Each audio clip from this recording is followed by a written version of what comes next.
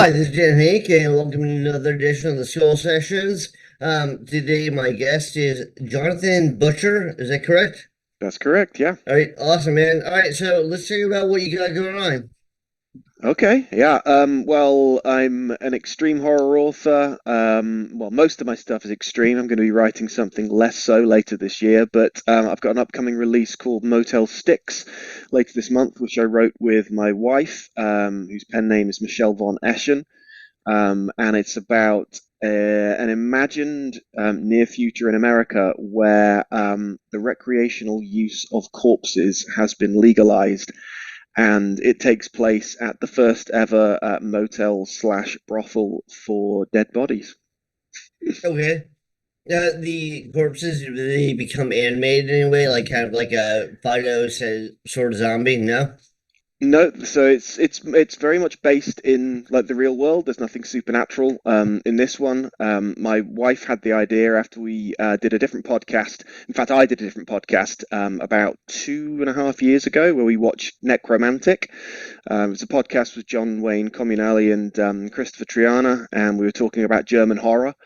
And my wife and I watched that lovely film about necrophilia together, and that started the idea in her mind, and we collaborated over the space of like 2 years, putting it together. So no, the actual the plot of it is that yeah, it's been legal for like a year and a half, 2 years in the States, and Ellis, our main character, his wife passed away very recently, and donated her body to the eponymous Motel Sticks, and he is not happy, and he goes on a secret mission to reclaim that body before it is tainted forever, essentially, and used by the What's a Motel 6 Motel Sticks is the motel or 6? slash Yeah. brothel, yeah, where people can go along and stay, and essentially pay to use donated bodies. It's all consensual, so it's not like they're going around killing people and dragging them to the motel. Well, but it's People not consensual for the dead body because the dead body gets basically fucked by whoever goes to the hotel. Yeah, but those people have donated it while they were still alive. They signed away the rights to their body so that they could then be used after they have passed away. And there's a very strict contract that they can, say that I'm fine with this happening to my body, but I'm not fine with that. And Wow. then upon their death, their family gets paid a certain amount of money, and then their body is delivered to the motel rather than cremated or buried. So did she sign this contract and he doesn't approve of it? Yes, and that's all I can say on that front. Well, no spoilers, but yeah. So like they didn't actually steal it, or there might be who knows what tomfoolery went on, but it's like you know, yeah, no, that's I don't want to add any more because I don't want you to give away plot elements. But yeah, no, it's an interesting premise. And you One thing say I would just quickly like to add, if it's okay, there's actually a website for Motel Sticks, which my wife built from the ground up. So that's motelsticks.com. And it has got all of the details on how to donate your body if you want. It talks about what cocktails are available in the motel lounge, and yeah, it's very, very cool. Yeah, nice. So what there's a website basically donated to the book, but it's kind of like everything's made up. So like you have like you enter the imaginary world of the website. I'm not going to use the word imaginary, but yeah, absolutely. You can go there, you can book The a room, you can see what's imaginary. available. Yeah, yeah. People seem to be really enjoying that side of it as well. So it's amazing that my wife can build websites because I don't know anything about that. I can just write words, basically. What is the website so everyone can go there check it out? So it's motelsticks.com, and that's Styx sticks, like the river Okay. Styx that led into Hades in You like Greek were. mythology, I think. Yeah, definitely. Well, if you're watching the video, you're not just listening to it. I'll also have a link up top so people Oh, can cool. check it out. So I know people hate to do this, but if you said, your story was kind of like something else, like if you like this, you'd like my stuff. What would you say was like kind of like? the closest. Like even not even the story itself, but just the way it's presented. Um, it's difficult to compare it to something because I guess it's sort of like a horror thriller. When you're following our main character's life, that's quite a thrilling aspect. But then you get to meet the guests and find out what they're doing in their rooms. I guess if you've got the stomach for something like necromantic, but want it to be, I would say, less boring because that is it's a very explicit, gruesome film. But man, it's dull. If you want an actual exciting story, I guess ours would be the book to check out. Yeah, I've never seen it. Why is it dull? It's just like a very slow progression of Yeah, everything. it's very art house. So it was, yeah. It's in fact we dedicated the book to the director Jörg Budgereit, I think his name is from Germany. And yeah, while it's about the grossest idea, which is a couple um, basically involve a corpse in their love life. The guy brings a body home, and then almost becomes like a three-way relationship between the three of them. So it's this really gross, and it's quite like the corpse looks horrible in it. It's really vile, but Yeah, those man, fucking it's just so Germans. It's like I slow. mean, I'm German, so I can say that. The Germans come up with the craziest shit sometimes. But Yeah. Yeah, so it's a wild film, but it's very, very slow and very art house. Yeah, ours is quite pacey, and I love it. I'm very proud of it.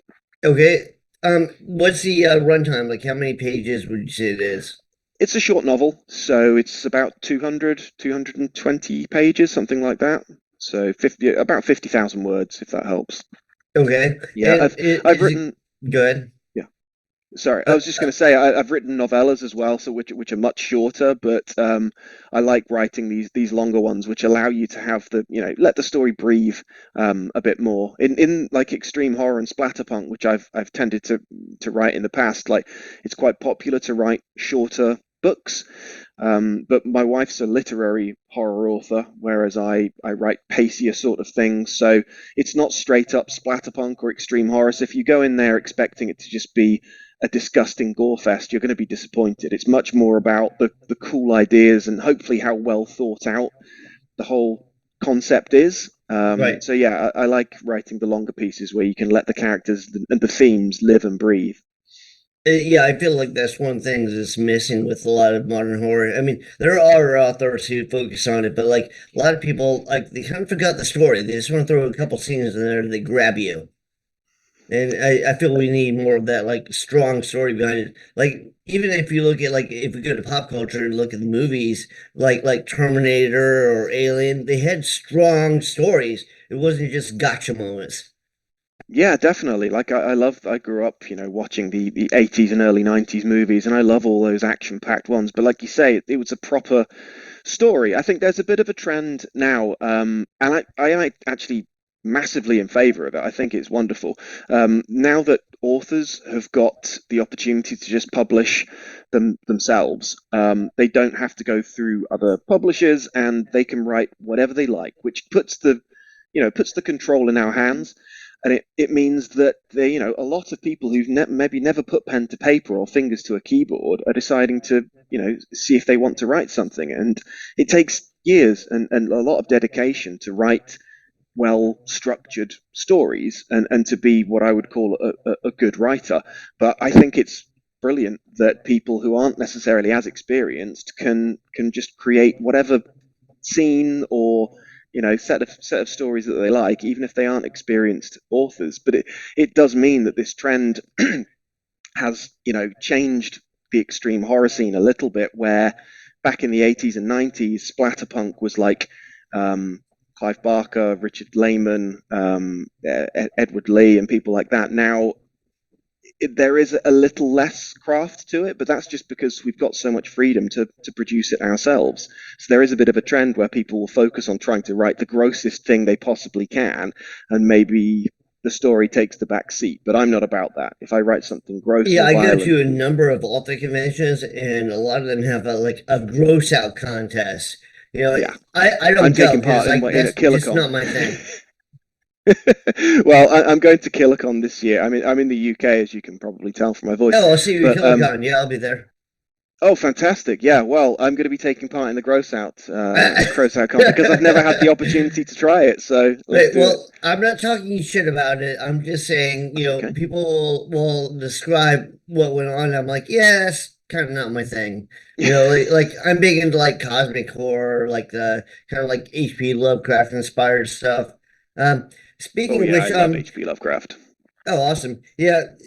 Speaking of which, I was going to ask you with your novel, how do you approach it? Like, as in, like, H.P. Lovecraft is famous for using a lot of first person, which was very much looked down on, until Mm. fairly recently. And kind of part of this, like, boom of independent authors, a lot of them use first person. Some people use it very well, and some people, there's a lot of dross out there, which I think is like the downside. Like, the upside is you can do whatever the fuck you want. But the downside is you have people that, they should be flipping burgers, but instead they're trying to sell you their book. I wouldn't put it that way, but that's fair, I guess, in some respects. Um, so, are you asking what you know the I was just asking the what your approach structure of the way is. I Yeah. write my stories? So, I love both. It depends on the story, what the story requires. So, I'm best known in a very small way for a book called What Good Girls Do. And that the way that that book works is that it is a very close first person perspective. So you see through the two main characters' eyes from beginning to end, and when you're reading the prose, it's you're hearing their thoughts. So one of the characters has been locked in a basement her entire life. She has never seen outside of this room until the day the story takes place. So her vocabulary is really, really limited. She doesn't understand, when she walks up the steps for the first time outside of the basement, she's never experienced carpet before. She doesn't know what any of these things are. So that's a very close first person perspective because I'm trying to show her confusion by showing how little she understands. I don't think that story would work if it was in third person, Like, it's just whereas showing like Motel. she's like feeling the texture of it and like trying to describe it, but doesn't know that it's like strands of carpet. Yeah. Yeah, yeah. So she's seen people. She's not allowed to wear clothes. Yeah, okay, but she's seen people wearing clothes, and she thinks, "Are these floor clothes?" That's how Yeah. limited her understanding of the Yeah, no, world that's is. clever. Yeah. Yeah. Um, but the most recent one, Motel Sticks, and my book Chocolate Man, they you see those stories through way too many different perspectives for it to work as a first person story. So they're third person. So it very much depends on what the story requires, how I write it. But I love getting inside characters' heads. I'm a big fan of Irvin Welsh. I don't know, he wrote Train Spotting. Oh, yeah. Yeah, Yeah.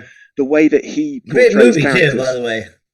brilliant film, absolutely love it. Yes, the way that he portrays people's thoughts and their outlooks through very close first-person perspective, I find that really inspirational. But yeah, you're right. If you've got a book that's filled with first-person perspective, but they all just read the same, that's I think that's quite frustrating. So I try very hard not to do that. Yeah. Yeah, I feel like I mean one critique, which I think is a very valid critique of first person, is like if it goes on for too long, you're just stuck in one character's head.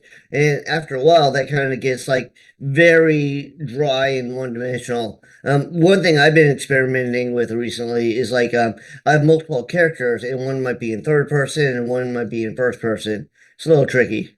But Oh wow! In the same story. oh yeah, yeah. So like maybe one Wow. chapter will be like this character and seeing stuff through his eyes in first person, and then another chapter will be a different character, and so you're hearing what he's doing in third person.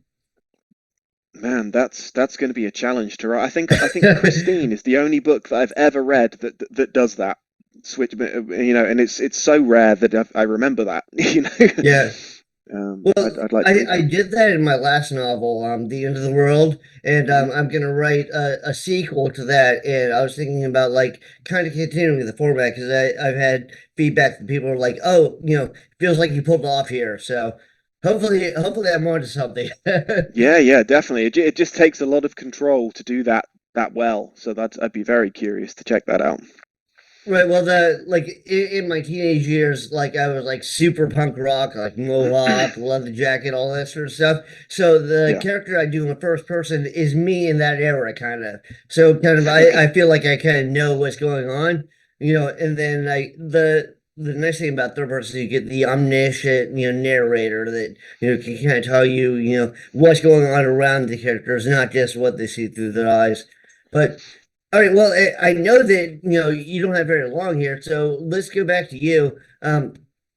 Is everything you have on available on Amazon? Is it on Barnes and Nobles? Yeah, it's well, generally when it's released on Amazon, it appears on Barnes and Noble. But yeah, you can find me on there. So I've got three novels, one of which is the sequel to What Good Girls Do. Like I say, I tend to write quite extreme stuff. I've been nominated for a Splatterpunk Award for my body horror collection, Something No, Very awesome. Wrong. Um, Yeah, I believe but Aaron Biergard won last year when I was a KillerCon. Did he win the collection? I Yeah, don't I'm remember. not I sure. remember he won something. Yeah, there were a couple people that somebody else won, like for the like lifetime achievement or whatever. But I thought it was awesome. Period. Plus, Yeah, I for can't some wait to reason go I back. keep bumping into Aaron, and he's a really nice guy. Yeah, I'm really looking forward to meeting some of these people who I've chatted to on podcasts and have messaged and stuff. But because I live in the UK and most of the contemporary splatterpunk scene is in America, but my wife is American and her family lives in Texas, so we've coincided Oh, cool. a Where does she visit live to in her family. Texas? San Antonio. Okay. Yeah, Yeah, and that's so not too far from Austin. Yeah, I lived in Austin for 3 years. Like if you drive oh, a car, cool. it's I can't about an wait to see the hour. place. Yeah, yeah, yeah. So we're going to spend just over a week with her family, and then it's KillerCon. So yeah, I can't wait to head along and see what it's like. I've been told it's basically like Wrath James White throws a big party for all of the splatterpunk writers, which sounds fun to me. Well, he's definitely always there. And like they've divided into like two rooms, like one for the artists and one for more of the authors, and they recombined it back into like one room. But it's always a fun time every time we go. And the thing is, it's like you have some horror conventions that are more like attended by like horror fans, like Monster Media and stuff, and then you have some that are more attended by mainly writers and prospective writers and agents also go through it, and like sometimes agents will go through and they just want a copy of all your books because they want to check you out because hopefully you'll be picked up for the next Netflix series or something, you know but so cons like that, killer cons like that, scarce and cares is kind of a mix of both actually. The World Horror Convention is like so. Yeah, it kind of differs, but yeah, you should have a good time at KillerCon. Um, all Yeah. right, so I don't want to keep you here all day because I know you gotta go. You gotta do another podcast. Is there something else you want to bring up and something else you want to mention? Well, I was going to say that while I'm known generally for writing quite hardcore stuff, I'm really looking forward to after this Motel Sticks' release comes out on June 22nd.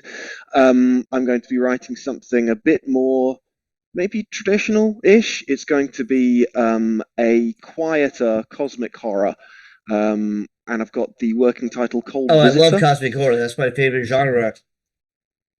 Awesome. Yeah, so I'm really looking forward to getting out of the filth and the muck which I've written in for the last several years and writing something a little bit not wholesome, definitely not wholesome, but a little bit less extreme. So yeah. Well, probably wholesome is subjective too, Yeah, yeah, So, definitely. as long as you don't go too far, I mean, it seems like that kind of rules, like don't kill animals. If you kill animals, it's over.